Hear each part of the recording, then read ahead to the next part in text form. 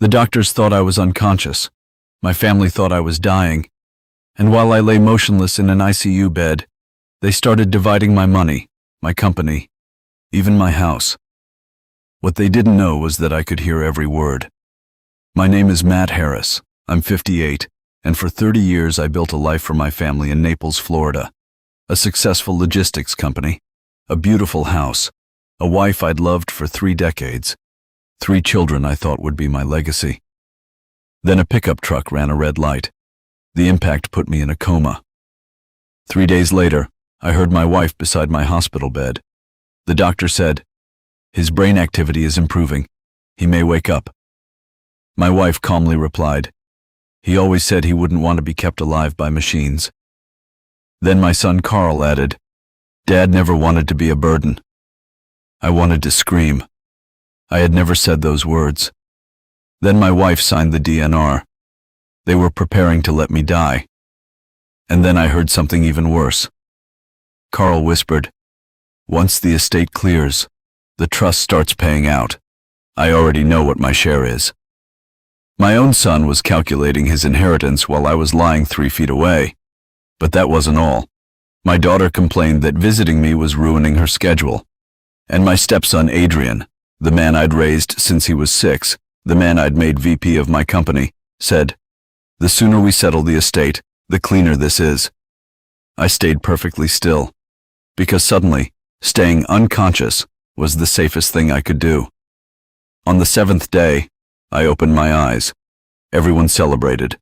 I smiled. I hugged my wife, and I lied. I told them I was grateful they were there. But inside, I had already made a decision.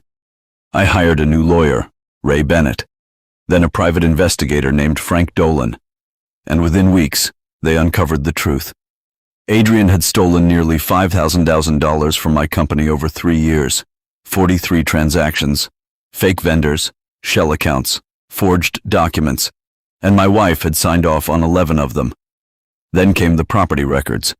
Adrian had used a forged power of attorney to put his name on my house and warehouse while I was unconscious. And my wife? She had been helping him. Then Frank gave me one more piece of information. My wife had been having an affair for 14 months, 30 years of marriage, and she had been betraying me while helping her son steal the company I'd spent my life building. I could have confronted them immediately. I didn't. Instead, I waited. Our 30th wedding anniversary was 6 days away. I planned the perfect party. 14 neighbors, our pastor, my entire family. Everyone would be there, and so would my lawyer, and the police.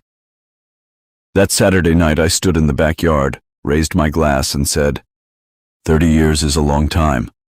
You build something. You sacrifice. You trust people. Then I told them what I had heard in that hospital room. I handed my son an envelope. Inside was a transcript of every word he'd said about my death and his inheritance. Then I fired him. My daughter received her own envelope. Inside was proof that she knew about the stolen money and had been taking a cut. Then I turned to my wife. I handed her the evidence of her affair, the fraud, and the divorce papers. She went completely pale. Finally, I looked at Adrian. "You called me Dad," I said. "I gave you a home. I gave you a career. I trusted you with my company." Then I told him exactly how much he'd stolen. $500,000. His face changed. Before he could say another word, 2 deputies walked through the gate. "Adrian Cooper?" He looked at me. Not angry, not even surprised, just broken, because he had gambled everything on one thing, that I would stay dead. But I didn't. I survived. And when I woke up, I didn't fight them with anger. I fought them with the truth.